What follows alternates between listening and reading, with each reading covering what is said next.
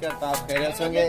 अभी इसको ऊपर चढ़ाना है हमने, ये चीज़ें आपको दिखानी है। वीडियो पसंद आए लाइक शेयर करें और लोडिंग करने का आपको तरीका बता रहे हैं। छत पे दूसरी मंजिल के ऊपर ये लेके जाएंगे। काफ़ी सारे जानवर ऊपर ले गए हैं और भी जानवर लोड करने हैं। नीचे रस्सी आ रही है, अभी बांधेंगे इनको और ऊपर उठाएंगे।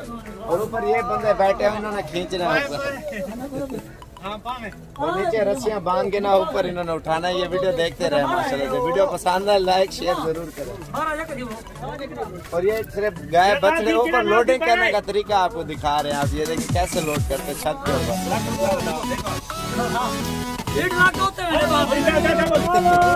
दो नीचे से रस्सी आ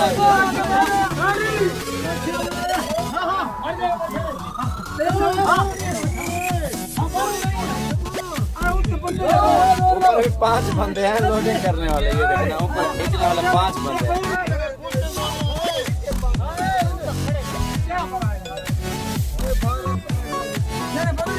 बाइक कैमरे से दिखा दो।